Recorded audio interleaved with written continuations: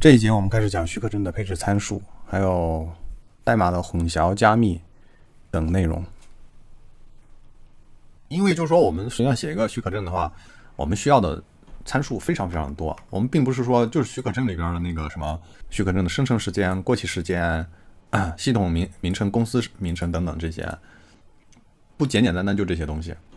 我们需要更多的内容。比如说我的这个系统呢，它是支持多语言的。那你切换语言之后，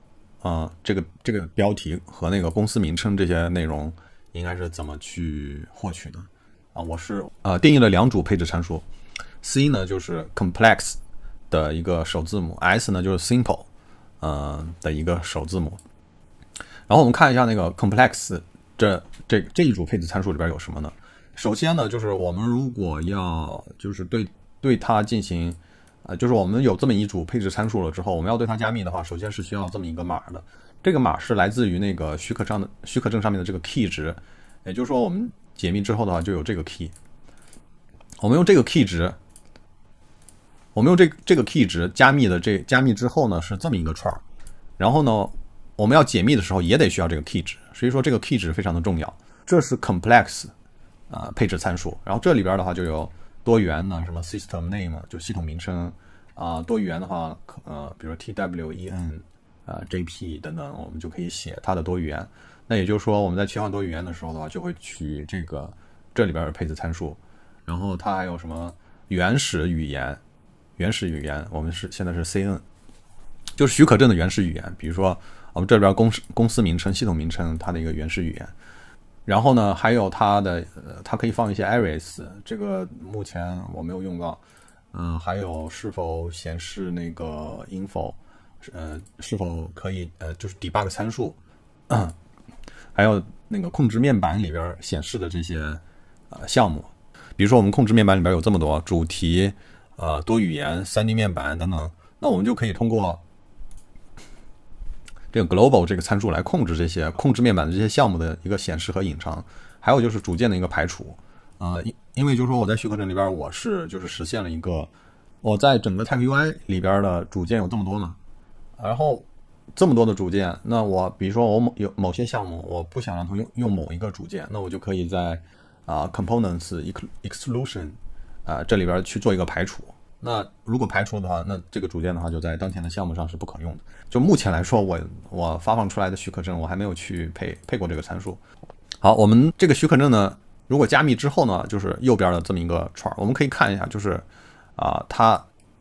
我直接把这一个串呢，就是复制到那个客户端的那个 license 里边，然后就能去用。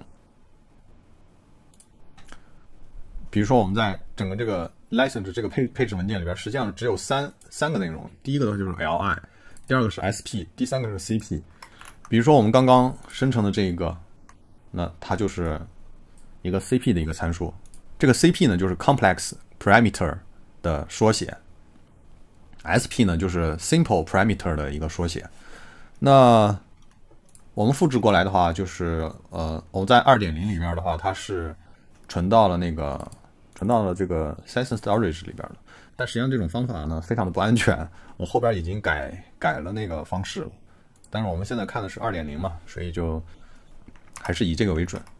好，我们这是那个复杂参数。如果要解密这个复杂参数呢，它有一系列的前置条件，就是许可证必须验证通过。许可证如果验证不通过的话，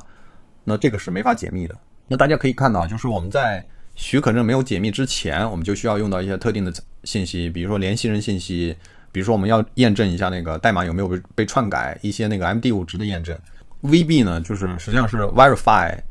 就有一个文件叫 b.cs 嘛 ，verify b。然后呢 ，VC 呢就是 verify core， 就是核心代码的一个 MD5 值，还有就是一个 Z 好像是那个 key 值的验证，我也忘了啊。这个的话，这个不重要。然后 V2 的话就是版本的验证，我们这边是就是写了这么一个版本。这个版本的话，实际上你得去跟核心版本匹配上，如果不匹配的话，它也会报错。好，大概就是这两个配置参数呢，就是这两个。那比如说我们的许可证修改一下，它肯定解密不成功了嘛。然后修改一下的话，它就触发了一个报错 license exception。然后我们点一下简体中文吧，许可证异常。题外话啊，就是你看，就是我这个地方，实际上我整个这个报错的界面呢，它是脱离了整个 Vue 的，它就是拿那个 set 加 HTML 加 ZS 写的这么一个极端代码。那我这上面的这个切换的这个多语言呢，肯定也没法调用 Vue i18n 这个组件。那所以说我自己去相当于是实现了一个多语言组件，其实也是非常简单的。然后我调的还是那个 i18n 里边那些配置参数。i18n 的配置参数呢有2个，一个是就是放到 npm 端的 TechUI language， 也就是这里边的。然后我们这些报错信息的话，就是放到这里边的比如 cin， 然后可以看到这些。然后客户端的话也有一个那个 language 的一个 i18n 的一个配置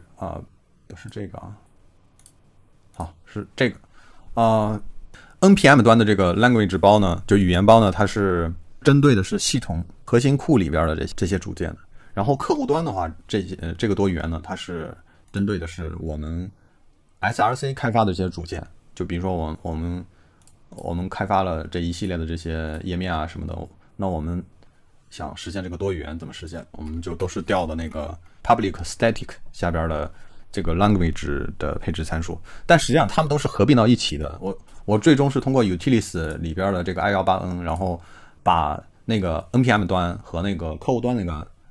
多语言，就这2个多语言包给它都拿到一起之后整合了一下，所以说实际上是全局都可以调的。哪怕说我的这个报错页面，我自己写了一个调多语言的一个方法的，然后也可以调。这就是许可证当中的这个配置参数。当然后续我会给大家演示一下，就说这个现在的这个许可证的生成的这个界面，我不会演示所有的，我只是会把配置参数的这个界面演示一下。当我用 WebAssembly 去把这些逻辑重写了之后的话，我就不需要这么复杂了，就没有什么解密前解密后这些东西了，我就直接就是把这2个整合到一起了，并且呢用表单的形式可以去创建它，就比这个版本要强很多了。我们来看一下这个潘多拉，实际上这个东西是我随便起的一个名称啊，因为就是我不确定我写这个功能呢是件好的事情呢还是坏的事情。我在全局有一个 A 的一个方法，这是 2.0 啊 3.0 已经没有了，因为我觉得它这种方式不好，然后我就把它给去掉了。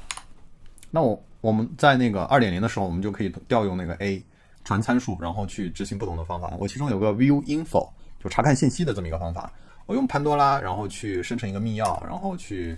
执行它，我就可以看到它的所有的一些它这里边的一些信息。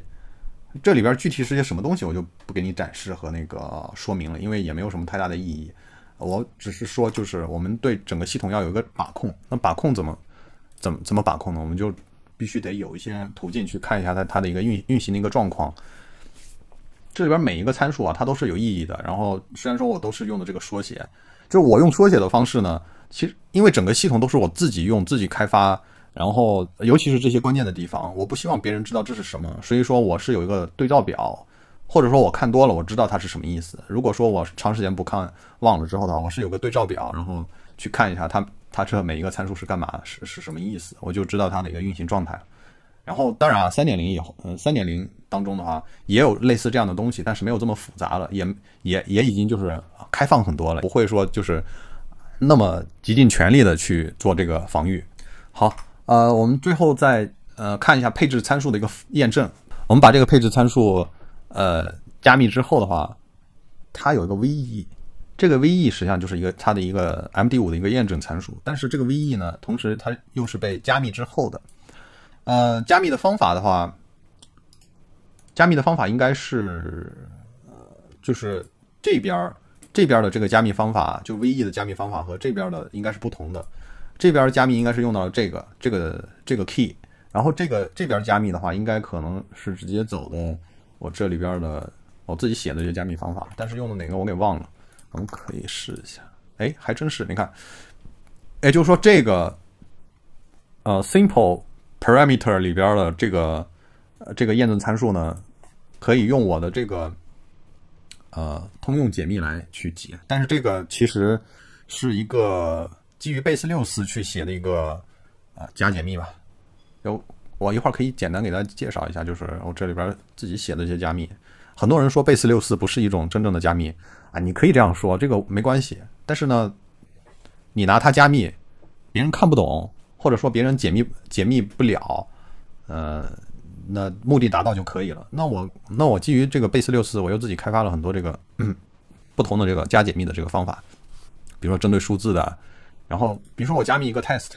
我后边需要跟一个 xyz 呢，实际上是它对应的一个 key 的一个串儿，我就只放了3个 xyz 啊，我可以看一下生成一个新的 key。那我比如说我生成一个新的 key 就是这样的，我再生成一个，就它就又换了一个。我 xyz 的话就是对应的这么一个 key， 然后我加密一个 test 的话，就是这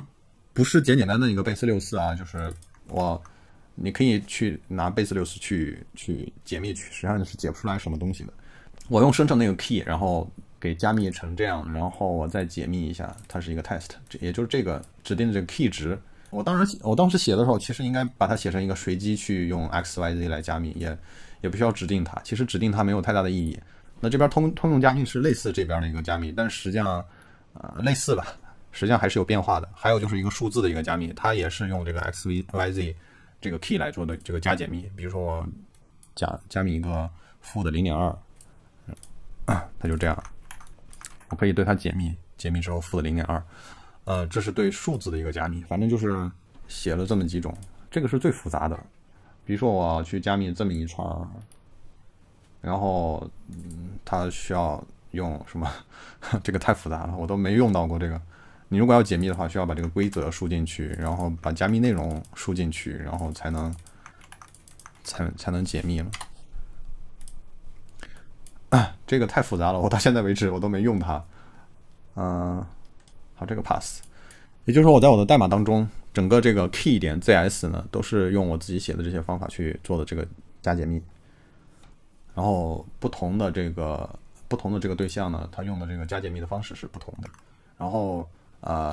这个的话是相对来说比较复杂的。然后还有就是一个基础，比如说 RIS、Base64、MD5 等等基础的这3个加密。不好意思，这个应该是 RSA， 我当时写的时候把这个写错了，没有 RIS 这种加密。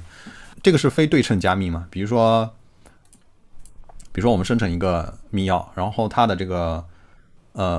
公钥用来加密，私钥用来解密。比如说我在目前这个界面当中，我要去生成一对许可证，那我用的就是公钥把它加密的。然后我在项目当中，我绝对是没有这个公钥的，因为如果我把这个公钥都提供给你的话，